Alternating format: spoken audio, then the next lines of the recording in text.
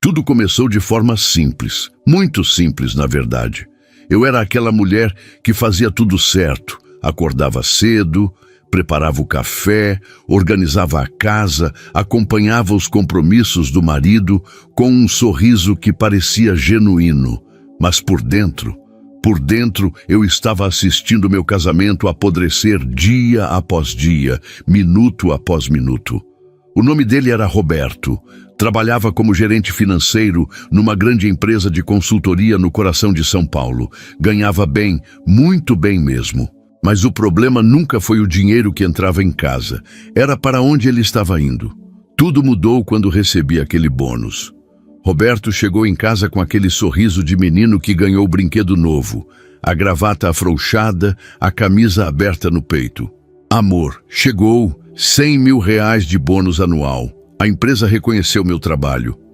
Ele me abraçou, me beijou na testa e naquele momento eu fingia que acreditava que aquele dinheiro seria para nossa família, para nossos sonhos, para o futuro que planejávamos quando nos casamos 10 anos atrás.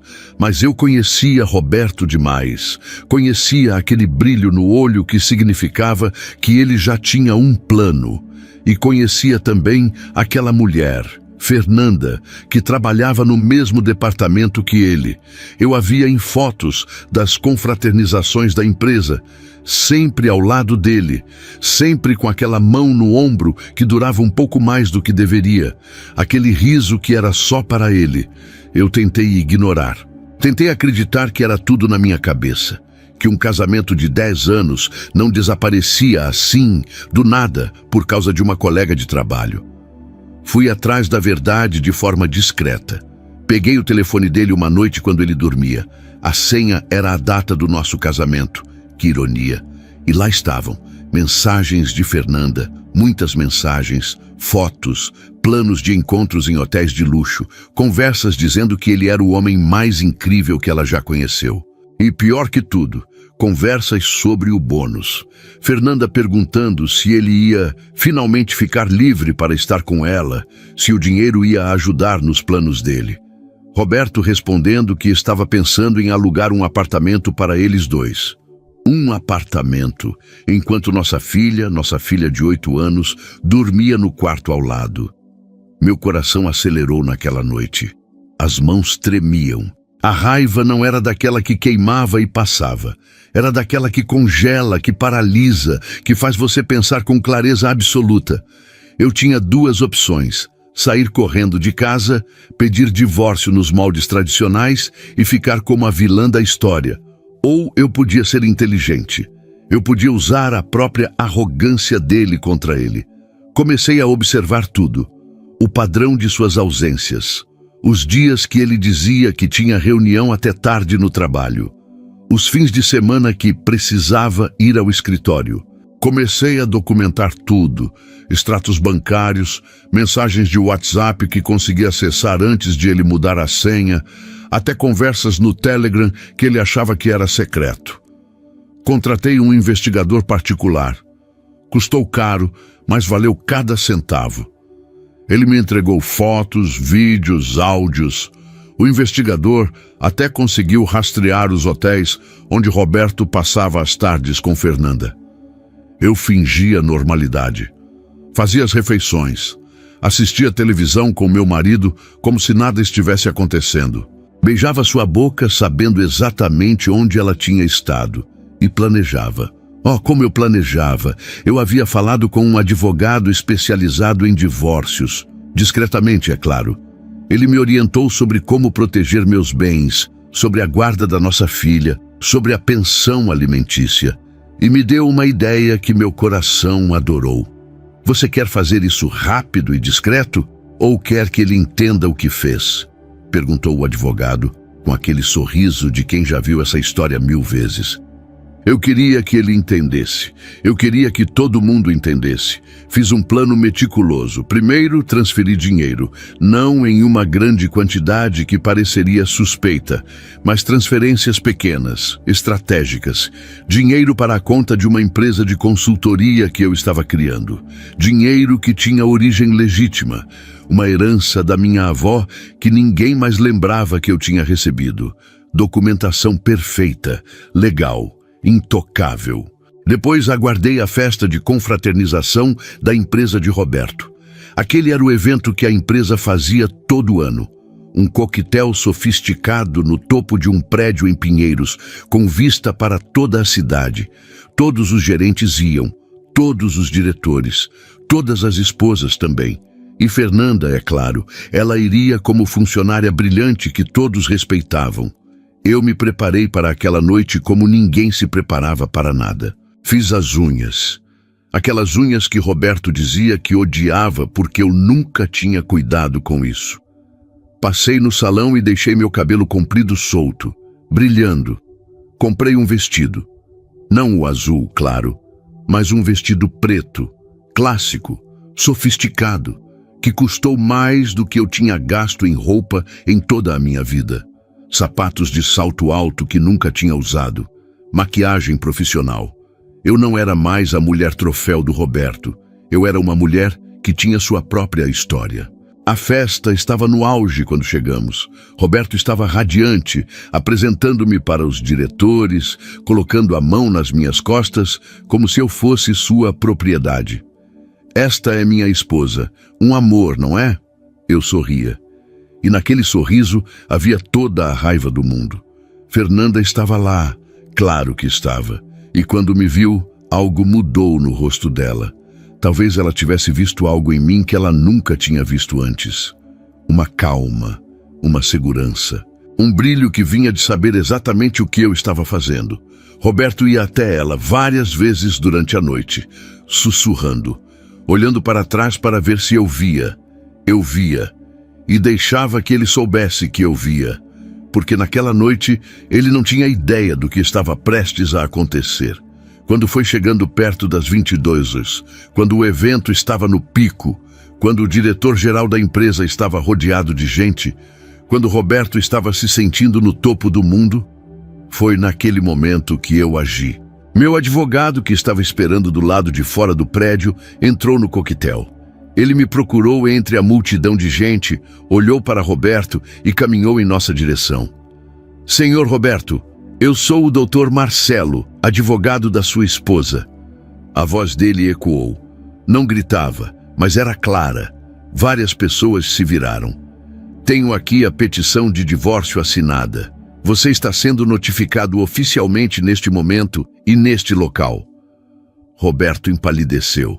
Seu rosto ficou daquela cor de quem vê sua vida desabar em tempo real. Mas eu não havia terminado.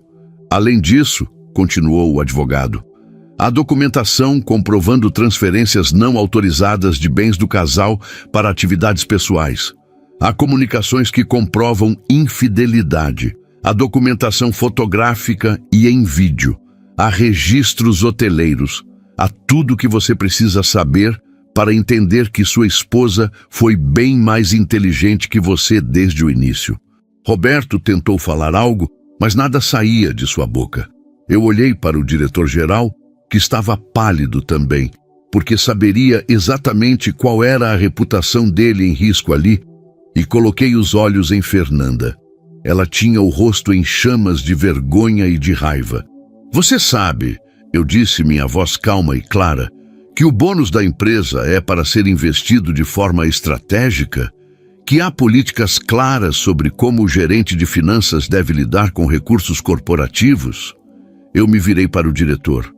Senhor, tenho documentação que mostra como o bônus do Roberto foi utilizado para fins pessoais e ilícitos. Isso está tudo aqui. Meu advogado vai enviar para você. O rosto do diretor mudou para uma cor de raiva pura. Ele se afastou de Roberto como se estivesse com uma doença contagiosa. Isso é uma mentira! Roberto gritava agora. Ela está mentindo! Eu posso explicar! Mas ninguém queria ouvir explicações. As pessoas começavam a sussurrar. Fernanda corria para o banheiro, provavelmente para chorar ou para desaparecer. E Roberto, meu marido de 10 anos, ficava ali no meio de 200 pessoas, percebendo que sua carreira tinha acabado naquela noite. Eu peguei meu casaco e caminhei em direção à porta, deixando Roberto com o rosto cinzento, como quem vê a vida desabar. Mas tudo isso era só o começo. Depois daquela noite na festa, tudo aconteceu rapidamente. Muito rapidamente. A empresa não demorou para investigar Roberto. 3 dias depois, ele chegou em casa destruído, com a pasta de papéis do aviso de desligamento na mão. Sua carreira tinha acabado, oficialmente. Nos círculos de consultoria em São Paulo, ele se tornou tóxico. Ninguém queria contratar alguém que tinha desviado recursos da empresa, que tinha envergonhado a instituição em público. Os headhunters pararam de ligar. Os contatos que ele cultivou por anos desapareceram. Fernanda também saiu da empresa.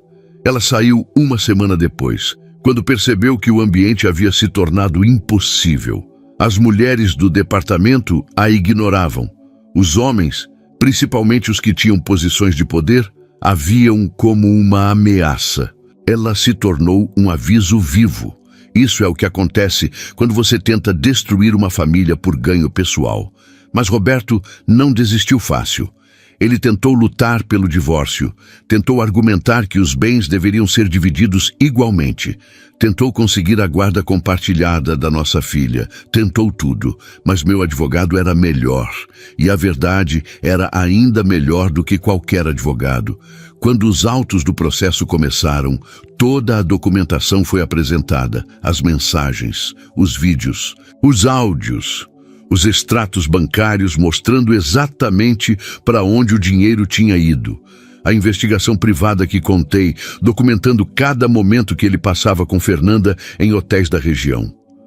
Tudo isso era apresentado não como acusação vazia, mas como fato comprovado.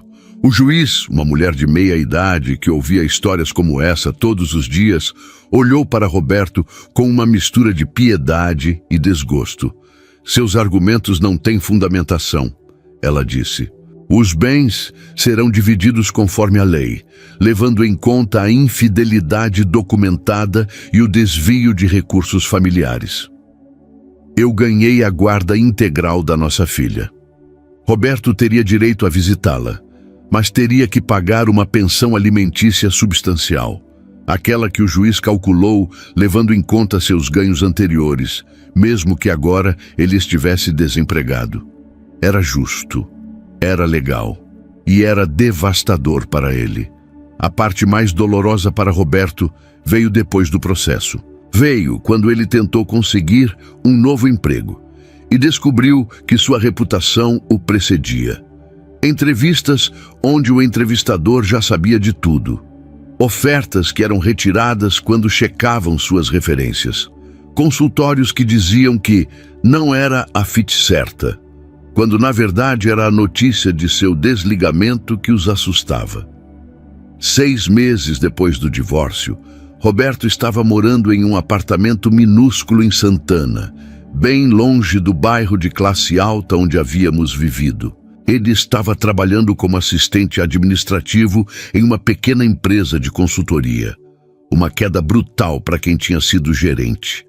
Seu salário era menos da metade do que ele ganhava antes, e cada centavo ia para pagar minha pensão alimentícia. Mas eu não estava apenas confortável, eu estava prospera. Com o dinheiro que tinha separado inteligentemente, criei minha própria empresa de consultoria. Uma empresa focada em orientação para mulheres que estavam passando por divórcios difíceis. Eu oferecia não apenas consultoria legal, com o advogado que tive, mas apoio psicológico, orientação financeira e um espaço onde as mulheres podiam se sentir seguras para compartilhar suas histórias. Meu negócio cresceu. Rápido, as mulheres falavam umas com as outras. Aquela que tinha ouvido falar de mim através de uma amiga, aquela que tinha visto o caso de Roberto nos grupos de discussão sobre divórcio na internet. E depois, isso foi inesperado, jornalistas começaram a procurar por mim. Um podcast sobre divórcio me chamou para contar minha história. Foi ali que tudo explodiu. O áudio foi compartilhado milhões de vezes. As mulheres se identificavam. As histórias que eu conto não eram sobre vitória malévola. Eram sobre esperança. Sobre como você não precisa ficar preso em um relacionamento abusivo ou infiel. sobre como você pode ser inteligente, pode se planejar, pode vencer sem precisar agredir ninguém fisicamente. Um mês depois do podcast, recebi uma mensagem de uma mulher que havia ouvido minha história. Ela estava em uma situação semelhante, marido infiel, bens sendo desviados, filhos que precisavam de proteção. Ela me perguntava se podia vir conversar comigo. Eu disse que sim, e quando ela saiu de meu consultório 3 horas depois, ela tinha um plano. 6 meses depois, ela havia ganhado seu divórcio também. Ela me mandou uma foto dela e das filhas em frente ao novo apartamento delas. Temos contato até hoje. Depois dela vieram outras e outras. Histórias diferentes, mas um padrão similar. Mulheres que se sentiram invisíveis em seus casamentos. Mulheres cujos maridos as traíram. Mulheres que foram desrespeitadas. Mulheres que descobriram que podiam ser inteligentes, podiam ser estratégicas e podiam vencer sem serem vilãs. A ironia cruel de tudo isso é que Roberto, meu ex-marido, a pessoa cuja queda eu planejei com tanto cuidado, acabou sendo exatamente o tipo de cliente que me tornou bem-sucedida. Cada história que eu contava sobre como superar a infidelidade, sobre como não deixar que um homem destruísse sua vida, sobre como usar a inteligência em vez da vingança. Tudo isso vinha da minha experiência com ele. Um dia, 1 ano depois do divórcio, recebi uma mensagem de Roberto. Ele estava escrevendo de um número que não reconhecia. Parabéns, dizia a mensagem. Eu vi sobre sua empresa. Você ficou rica. E eu bem, estou aqui como estou. Eu mereço isso. Eu sou um homem horrível. Eu não respondi. Não porque fosse cruel, mas porque não havia nada para responder. Ele tinha aprendido a lição, mas não a lição que ele pensava. A lição era que a vida não é justa. A lição era que quando você trai, quando você humilha, quando você escolhe a luxúria sobre a família, tudo isso volta. Não através de magia ou de sorte, mas através de consequências naturais. Através de pessoas mais inteligentes que você. Através de mulheres que não aceitam ser invisíveis. Minha filha cresceu vendo sua mãe não como uma mulher quebrada, mas como uma mulher que reconstruiu sua vida, que se tornou independente, que ajudou outras mulheres a fazerem o mesmo. Isso, para mim, foi mais valioso do que qualquer bônus de empresa. Roberto aprendeu que o dinheiro não compra dignidade, que a infidelidade tem preço e que, às vezes, a vingança mais doce não é a que fere, é a que te faz crescer enquanto seu inimigo definham. A vida tinha um ritmo novo agora. Acordava cedo, mas não mais para fazer café para um homem que não merecia. Acordava para revisar propostas de clientes, para preparar palestras que daria em universidades sobre relacionamentos saudáveis, para responder e-mails de mulheres que encontravam esperança em minha história. Minha filha, Sofia, tinha 10 anos agora. Ela era inteligente, observadora e tinha visto sua mãe se transformar de uma mulher invisível em uma mulher que tinha voz. O consultório ficava em um prédio moderno no bairro de Vila Mariana. Nada extravagante, mas impecável. Paredes em tons neutros, plantas que respiravam vida, uma estante repleta de livros sobre psicologia, direito familiar, empoderança feminino. Era um espaço que eu tinha construído com meu próprio dinheiro. Cada móvel, cada quadro, cada detalhe representava minha liberdade. Mas nem tudo era celebração. Haver vencido Roberto não significava que o mundo tinha virado perfeito. A realidade era mais complexa do que as histórias que as pessoas queriam ouvir. Havia cicatrizes que não desapareciam tão facilmente. Havia noites quando Sofia perguntava por seu pai e eu tinha que explicar, sem rancor, sem amargura, porque ele não estava mais em nossas vidas cotidianamente. Havia momentos quando eu mesma duvidava se tinha feito a coisa certa, mas depois eu via as mensagens, as histórias das mulheres que eu tinha ajudado, aquela mulher que reuniu coragem para sair de um casamento onde era constantemente diminuída, Aquela outra que descobriu que seu marido tinha uma conta bancária secreta e conseguiu rastreá-la antes do divórcio. Aquela terceira que, inspirada em minha história, documentou tudo antes de confrontar seu marido infiel. Eu não havia criado uma empresa de consultoria de vingança. Eu havia criado um espaço de empoderança. E isso fazia toda a diferença. 3 anos depois do divórcio, recebi um telefonema que não esperava. Era a mãe de Fernanda. Sim, Fernanda, aquela que tinha ajudado Roberto a destruir meu casamento. A voz ao telefone era frágil, velha, cansada. Meu nome é Dona Neuza, minha filha, Fernanda. Ela está passando por problemas. A mulher hesitou. Muito graves. E eu soube que você é consultora, que você ajuda mulheres em situações difíceis. Meu primeiro impulso foi desligar. Desligar e bloquear o número. Porque eu ajudaria a mãe de uma mulher que tinha ajudado a destruir meu casamento. Mas então, Sofia entrou em meu escritório. Ela estava com a chave do consultório agora, pois era grande o suficiente para ir buscar a mãe depois da escola. E me olhou. Aquele olhar que pedia para ser melhor do que a raiva. Tudo bem, Dona Neuza? Posso ouvir, eu disse. Fernanda tinha se casado 1 ano depois de sair da empresa com Roberto.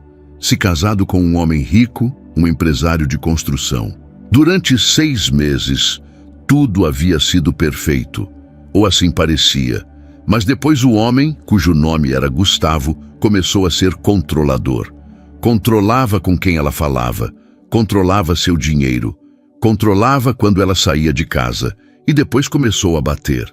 Não era violência extrema, era aquela tipo que deixa marcas emocionais mais do que físicas. Um empurrão aqui, uma bofetada ali, palavras que cortavam fundo. Ela tem medo de sair, Dona Neuza explicava, lágrimas na voz. Ele ameaçou ficar com tudo se ela tentar divorciá-lo. Ele tem advogados melhores, ele tem dinheiro, minha filha não sabe para onde ir. Isso era diferente. Isso não era sobre justiça. Isso era sobre uma mulher presa em um ciclo de abuso. Uma mulher que tinha ajudado a destruir meu casamento, mas que agora era apenas outra vítima em um sistema que prejudicava as mulheres. Levei Dona Neuza até meu sofá. Ofereci chá e escutei. Escutei como Fernanda tinha perdido contato com a família porque Gustavo dizia que eles eram influência negativa. Como ela tinha parado de trabalhar porque ele insistia que ela deveria ficar em casa. Como ela tinha começado a questionar sua própria sanidade porque ele constantemente dizia que ela era louca e negligente. Reconheci os padrões. Todos os padrões de abuso que havia aprendido sobre nos últimos anos. A diferença era que desta vez eu não estava olhando para uma mulher que tinha me prejudicado. Eu estava olhando para uma mulher que precisava de ajuda. Eu vou ajudar, eu disse finalmente. O que aconteceu depois foi um processo delicado. Primeiro, consegui contato com Fernanda. Foi difícil. Ela tinha medo de mim. Sabia quem eu era. Sabia que eu tinha todas as razões do mundo para ignorá-la, ou pior. Mas quando a vi pessoalmente, em um café discreto, longe de olhos curiosos, percebi que a mulher elegante que havia visto na festa anos atrás tinha desaparecido. No lugar dela, havia uma mulher frágil, com olhos que tinham visto coisas demais. "Por que você quer me ajudar?" Ela me perguntou, a voz tremendo. "Porque todas as mulheres merecem melhor", eu respondi. E era verdade, independentemente do que ela tinha feito para mim. Independentemente da dor que ela tinha causado. Levei 7 meses. 7 meses de reuniões discretas, de documentação cuidadosa, de Fernanda reunindo coragem para falar com um advogado diferente do advogado que Gustavo tinha sugerido para ela, de reunir evidências do abuso, mensagens, fotos de hematomas, registros de comportamento controlador.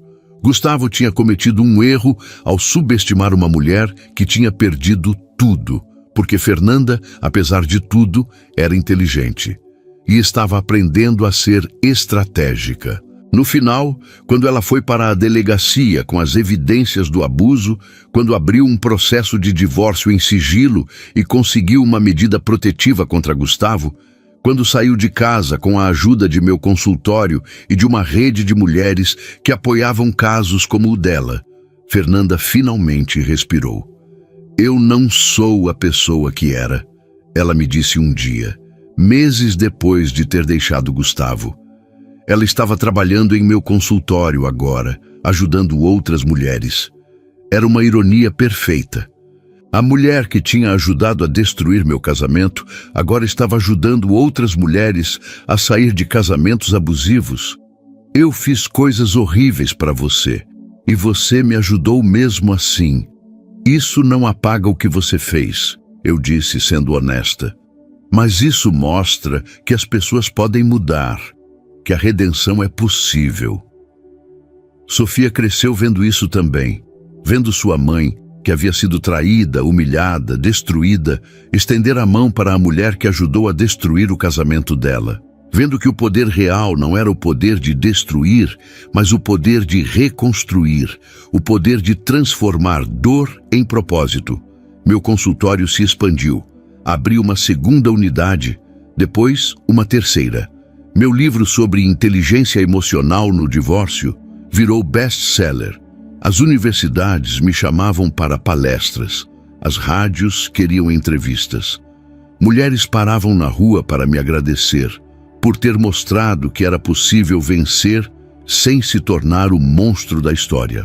A parte mais doce de tudo isso veio quando a imprensa começou a rastrear Roberto. Ele tinha desaparecido dos olhos públicos anos atrás, depois do divórcio. Mas agora, enquanto meu nome crescia na mídia, jornalistas curiosos começaram a procurá-lo. Queriam saber como ele estava se sentindo, vendo sua ex-esposa se tornar uma celebridade. Encontraram-no em um apartamento pequeno em São Bernardo do Campo, trabalhando como assistente administrativo em uma pequena construtora.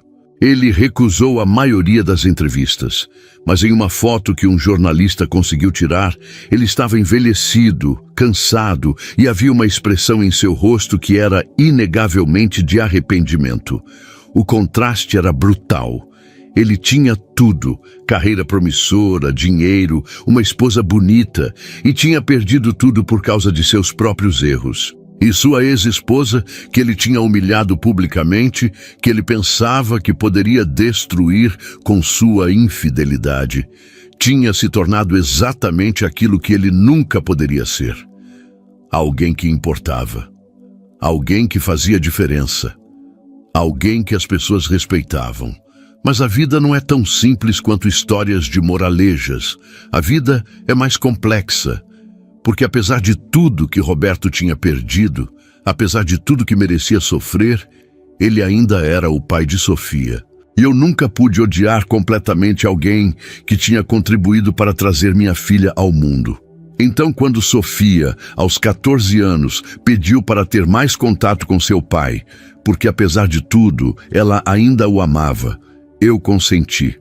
Arrumei encontros em cafés neutros, deixei que ela passasse alguns fins de semana com ele, porque parte do crescimento para mim foi perceber que a vingança perfeita não é a que destrói seu inimigo. É aquela que te permite ter paz, enquanto seu inimigo carrega o peso de suas próprias ações. 7 anos depois, Sofia tinha 17 anos e estudava direito. Meu consultório era referência em São Paulo. Meu livro virou best-seller em 5 idiomas. Mas a verdadeira vitória não era ter destruído Roberto, era ter construído algo melhor. Um dia, Fernanda, sim, aquela Fernanda, me procurou. Ela havia saído de um casamento abusivo e agora trabalhava comigo ajudando outras mulheres. A vida tinha nos transformado de inimigas em aliadas. Quando recebi a notícia de que Roberto finalmente havia encontrado paz, uma nova relação saudável, terapia, redenção, não senti vingança, senti alívio, porque percebi que a verdadeira inteligência não era destruir meus inimigos, Era construir um futuro onde outras mulheres soubessem que tinham poder. Cada mulher que saía de meu consultório mais forte, mais segura, mais ela mesma. Essa era a minha verdadeira vitória. Não a humilhação pública de Roberto, não sua queda profissional, mas o conhecimento de que eu havia transformado dor em propósito. Sofia me perguntou um dia: "Mãe, você odeia papai?" "Não", respondi honestamente. Ele me ensinou que eu era mais forte do que pensava e me deu a oportunidade de ajudar centenas de mulheres que estão onde eu estava. Isso não apaga o que ele fez, mas o coloca em perspectiva. Essa era a maestria final. Não era sobre ganhar, era sobre evoluir. Era sobre ser a mulher que outras mulheres queriam ser. Não porque eu tinha destruído alguém, mas porque eu tinha reconstruído a mim mesma. A vida nunca foi a que planejei sendo aquela jovem esposa invisível, mas foi infinitamente melhor, porque foi aquela que escolhi. E essa escolha, essa é a verdadeira vingança. Fim.